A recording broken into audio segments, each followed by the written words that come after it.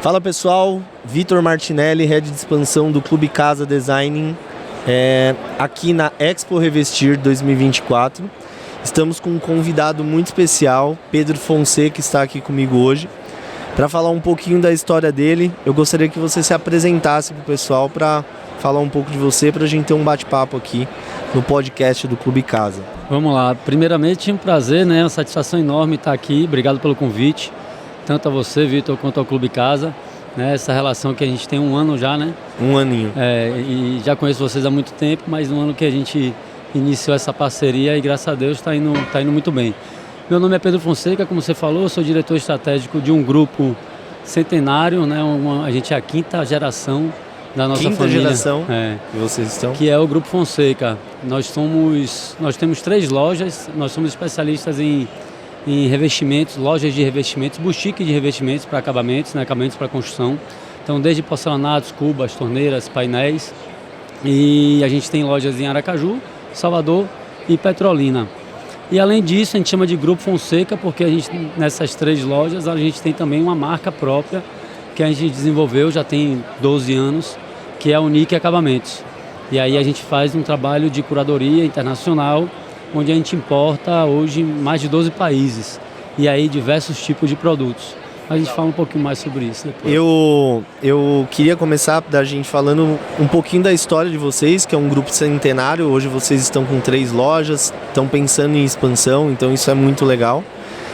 Eu queria que você falasse um pouco da história de como se fundou o Grupo Fonseca, e para alinhar a expectativa de quem está ouvindo a gente, nós vamos falar um pouco sobre a sua história, como surgiu o Grupo Fonseca, e a gente vai falar sobre o plano de expansão, as marcas que vocês trabalham junto ao Clube Casa, e como essa coisa do relacionamento também potencializou desde que quando vocês começaram a trabalhar com arquiteto no dia a dia de vocês. Conta um pouco como que surgiu o Grupo Fonseca.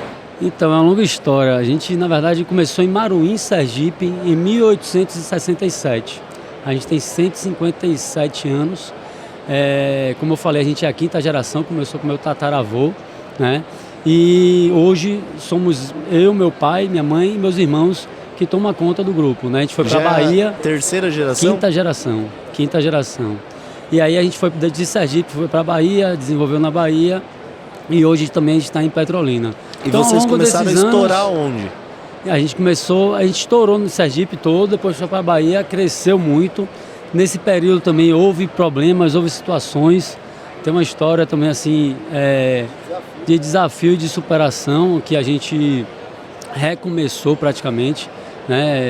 Quando meu avô faleceu, veio aqueles planos, aquela mudança de plano Collor, aquelas coisas todas, crises atrás de crise. E aí meu pai se desentendeu com os irmãos e a gente realmente recomeçou. A gente vendeu o apartamento que a gente tinha, foi a única coisa que sobrou assim que a gente tinha. A gente vendeu o apartamento, montou essa loja, onde a gente é hoje, até hoje, na Alameda dos Patódios, ali em Salvador, e a gente recomeçou do zero.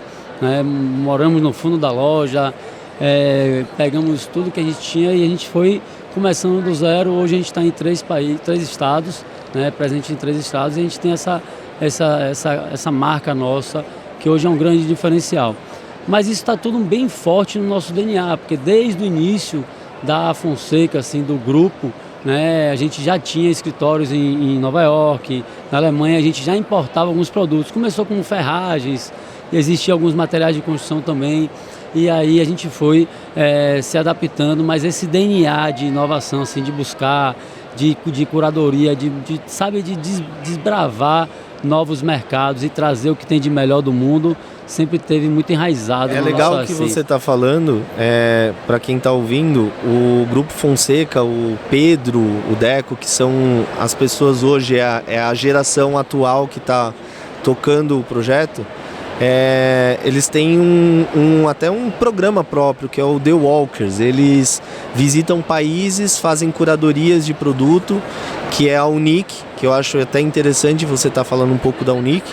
E esses produtos, eles se encontram com exclusividade dentro da marca.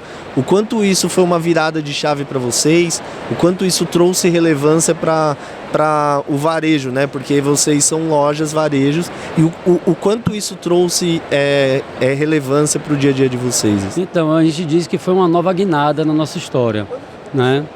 A Unique começou em 2012, né? A gente começou a importar. E por que uma nova guinada, né? Porque a gente tem essa coisa da tradição, né? De que veio de meu pai, de a gente ter estoque, de a gente comprar com volume e de a gente saber comprar bem. Então, ao mesmo tempo que a gente é uma boutique de revestimentos, a gente consegue ter preço muito competitivo porque a gente tem estoque, a gente tem volume. Então, a gente já se diferencia um pouco no mercado em relação a isso. E aí, por a gente ter isso também no nosso DNA, facilitou muito essa coisa de trazer novos produtos. Você acredita, uma pergunta para você responder para os empresários que talvez vão escutar. Você acredita que o segredo da venda está numa boa compra? Sem sombra de dúvidas, com certeza absoluta, e a gente tem um grande exemplo que é o nosso pai em relação a isso. Eu nunca vi um maestro para comprar como ele. Ele sabe a hora certa, ele sabe quando a fábrica está precisando que tem uma venda grande, sabe? Ele sente isso e ele sabe daquelas tacadas, né? E a gente diz, já tem várias histórias, como a da Deca, por exemplo, quando a Deca lançou a cuba de apoio, que fica em cima da bancada. Eu lembro até hoje um funcionário da Deca, que era um diretor da Deca, que ele trabalhou a vida inteira da Deca, foi o único emprego dele. Ele é um amigo de meu pai de longas datas, e ele contando, rapaz, seu pai, quando lançou aquela cuba da Deca de apoio, eu lembro como se fosse hoje, ele contando a história, né?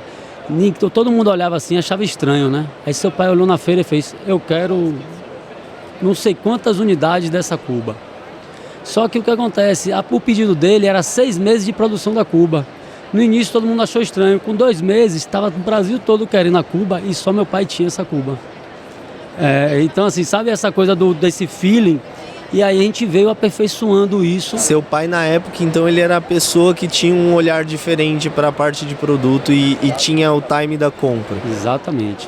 E aí a gente foi aperfeiçoando isso ainda mais.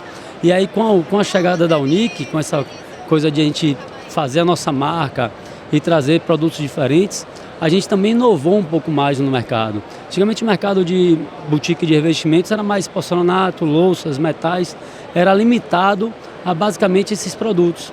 E numa das feiras que a gente olhou um produto que hoje a gente foi pioneiro no Brasil, hoje está muito forte, que é o painel ripado de bambu.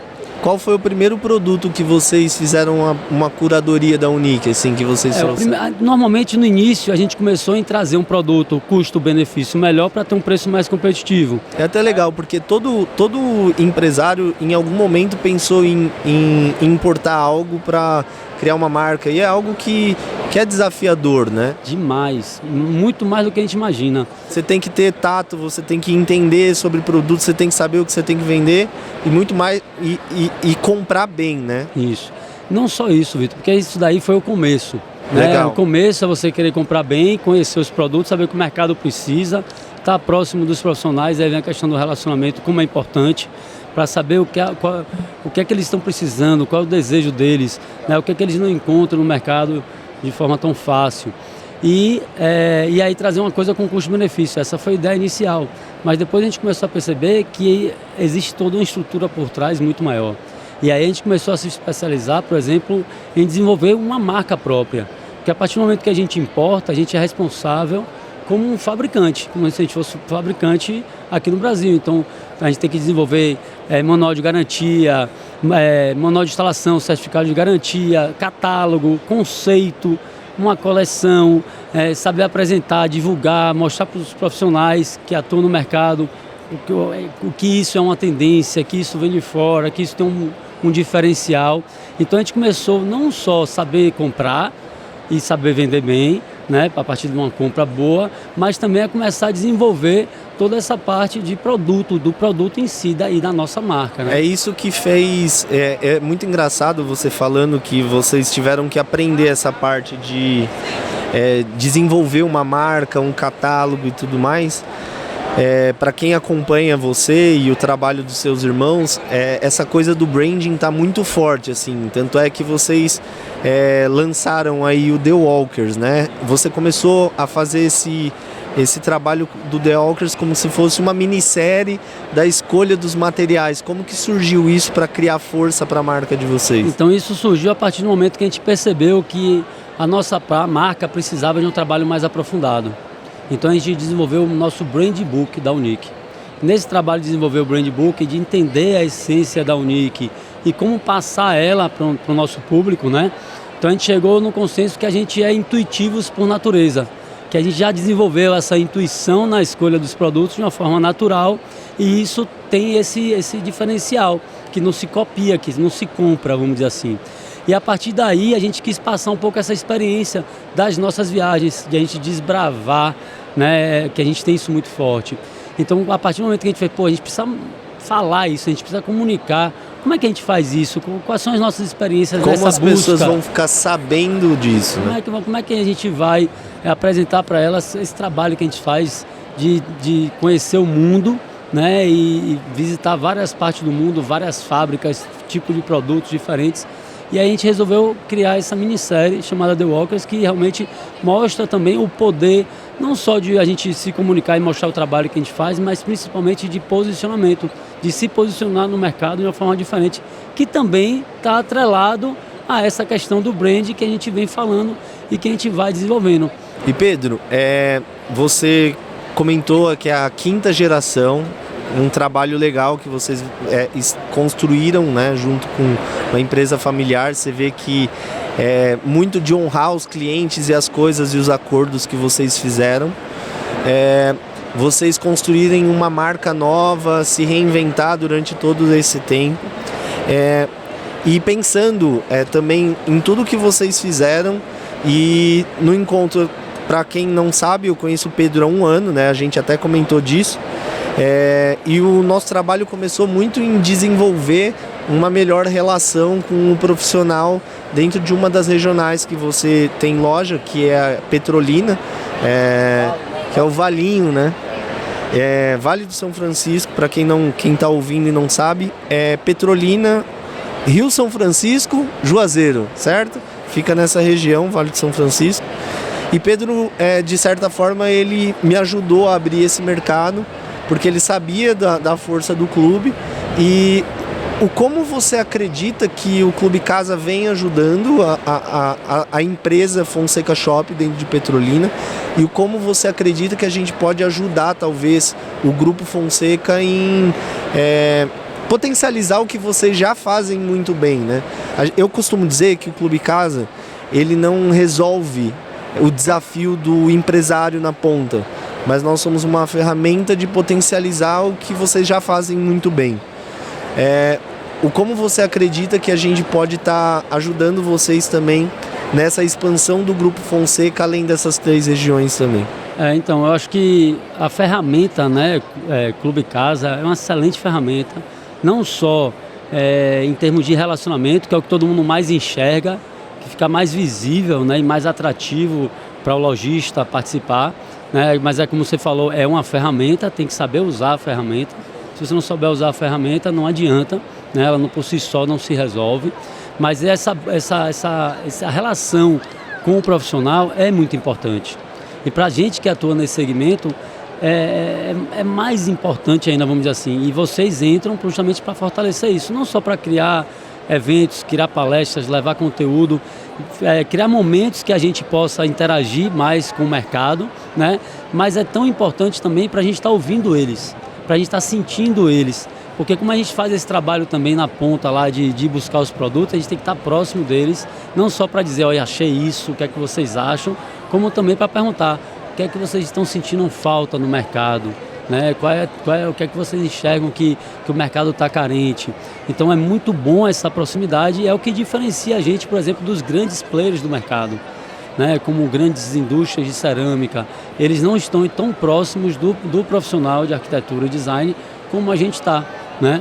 E aí vem um outro ponto também, Vitor, que é, como você estava falando, não só na parte de relacionamento, mas também na parte de desenvolver conteúdo, de a gente como empresa poder apresentar o nosso trabalho, levar um pouco do que a gente faz para o mercado, mas também levar um pouco da nossa experiência, né? Então essa porta que vocês, várias portas que vocês têm, né? Porque é impressionante como vocês conseguem trabalhar várias portas ao mesmo tempo, né?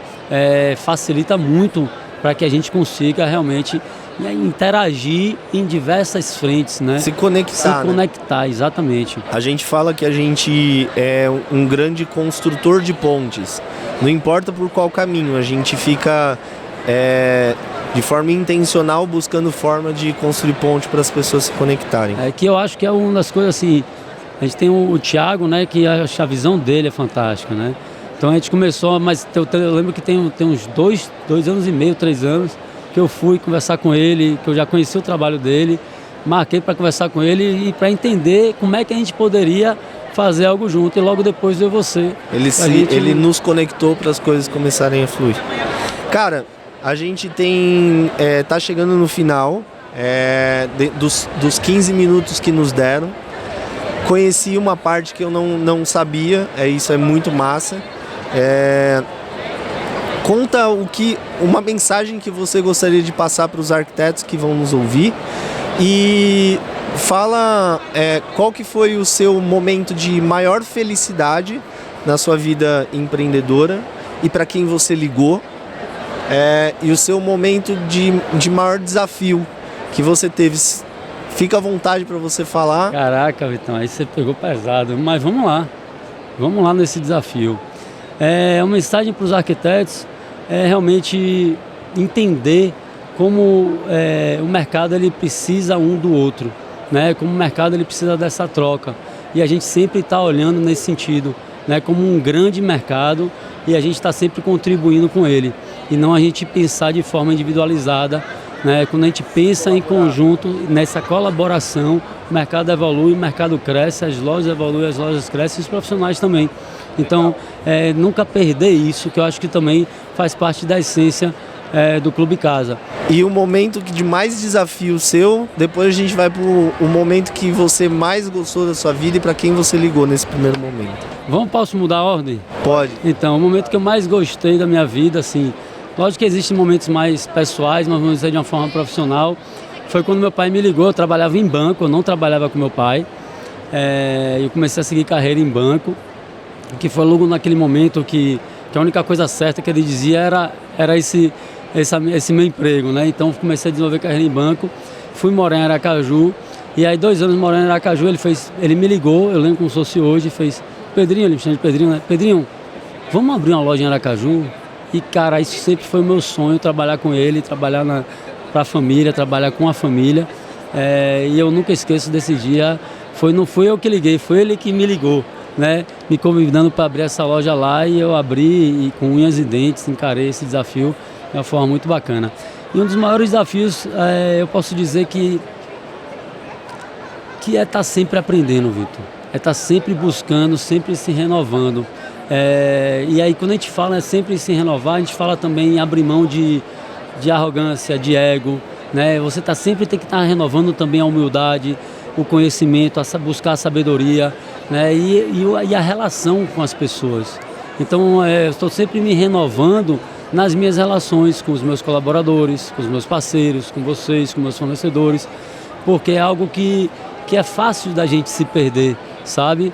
Eu tive uma reunião no primeiro dia desse ano, primeiro dia útil, quando eu voltei, né, do recesso de final de ano.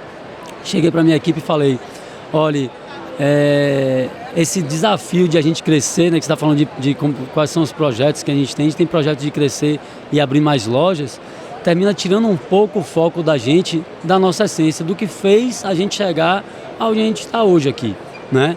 E aí eu fiz essa reflexão e falei: galera, o relacionamento foi uma das bases da empresa que fez a gente chegar até aqui. E com essa dinâmica de querer crescer e de novos desafios e de novas responsabilidades, a gente deixou isso um pouco de lado. E eu reconheço isso, então a gente vai retomar isso como a gente sempre fez. E aí a gente está direcionando toda a empresa de novo para... Não é que a gente não fazia. Para a cultura, né? Para colocar na cultura mesmo. Não é que a gente não fazia, mas a gente fazia muito bem e depois isso meio que se perdeu.